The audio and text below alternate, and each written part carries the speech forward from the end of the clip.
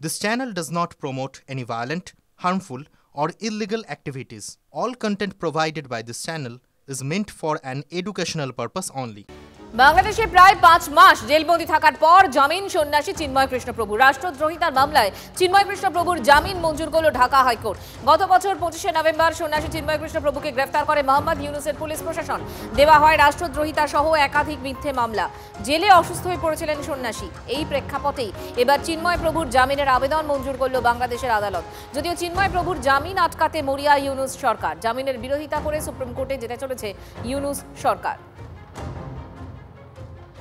রয়েছে এই জন্য আমরা ধন্যবাদ জানাতে চাই বিচারপতি মহোদয়কে এবং ধন্যবাদ এবং কৃতজ্ঞতা জানাচ্ছি এর সাথে জড়িত যারা বিভিন্নভাবে এই আইনি লড়াইয়ে দীর্ঘদিন ধরে আমাদের সাথে ছিলেন তাদেরকে। তো এর মধ্য দিয়ে আমরা ন্যায় বিচার পেয়েছি। আমরা ধন্যবাদ জানাচ্ছি অন্তর্বর্তী সরকারের মাননীয় উপদেষ্টাকে।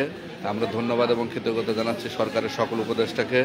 আমরা ধন্যবাদ জানাতে চাই মহামান্য সুপ্রিম কোর্টের অ্যাটর্নি জেনারেল মহোদয়কে ধন্যবাদ এবং কৃতজ্ঞতা জানাচ্ছি। আমরা চেয়েছিলাম আরও আগে উনি ছাড়া পান, তবু আমরা ওনার এই মুক্তিপ্রাপ্ত হওয়ার ঘটনাকে আমরা স্বাগত জানাচ্ছি। উনি বাংলাদেশে অত্যাচারিত নিপীড়িত হিন্দুদের কণ্ঠস্বর হয়ে উঠেছিলেন এই কয়দিনে। আমার বিশ্বাস আগামী দিনে উনি বাংলাদেশের হিন্দু রাইটস নিয়ে। হাইকোর্টে অনেক দিন পরে শুনানির পরে আজকে দয়া করে মাননীয় বিচারপতিগণ 2 জন এই বেলটা মঞ্জুর করেছেন। এবং বেল মঞ্জুর করলে তো হবে না, বেরিয়ে আসতে হবে। তো সেই কারণে যদি সুপ্রিম কোর্টের অ্যাপিলেট ডিভিশন যদি গভর্নমেন্ট যদি সেখানে আবার আপিল করে তাহলে কয়েকদিনের জন্য এটা বিলম্ব হতে পারে।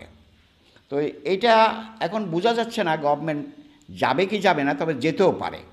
There is an apprehension. তো আমরা আশা করি সেখানেও সে বেল পাবে।